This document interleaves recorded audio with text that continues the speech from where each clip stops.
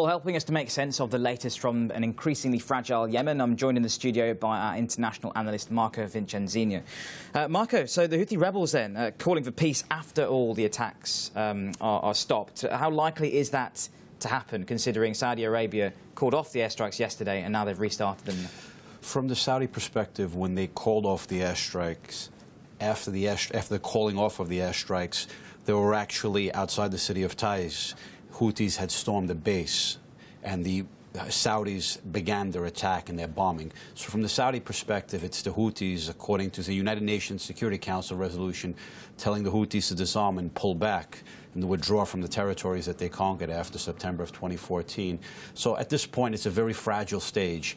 What we're going in is we're going from one phase of a heavy bombing, whereby the Saudis basically decimated the heavy weaponry and the heavy arms, particularly missiles of the Houthis, now to go to another phase whereby they'll strike proportionally and selectively according to Houthi movements.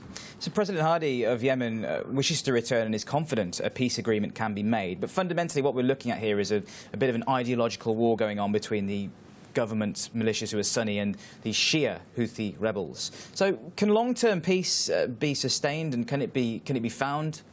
There is no military solution to this issue. There's only a political solution. Failure to reach a political solution will result in more war, conflict, and destruction of Yemen.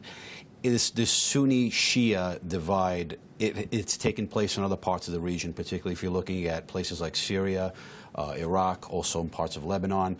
But in the Yemeni situation, unfortunately, it's morphed into that. Originally, it wasn't that. It always begins with local grievances. The local grievances are not taken care of. People want their piece of the pie, and when it's not given to them, what happens, that breeds resentment. And then if you combine that with a sectarian or ethnic issue, that even becomes more explosive. Where does it play out in terms of tension across the wider Middle East? Because we're seeing what's happening in Syria and Iraq as well with IS and the war against IS. How does this compare in the battle on those fronts? Well, those battles have been going on. They're far more, the level of bloodshed is far more serious. I would say they've been going, it's more intense, particularly the situation in Syria. Nearly, when we're approaching, if not past, 250,000 dead. Iraq has been going on since the American invasion. That morphed into a civil war.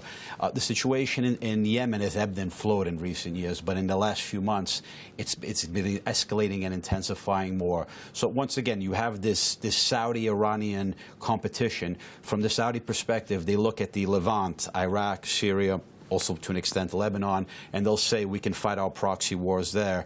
But when it comes to the Arabian Peninsula, we have zero tolerance for external interference. Hence the Saudi direct involvement in Yemen, one of the reasons for it. Marco Vicenzino, thank you very much indeed for that. Thank you.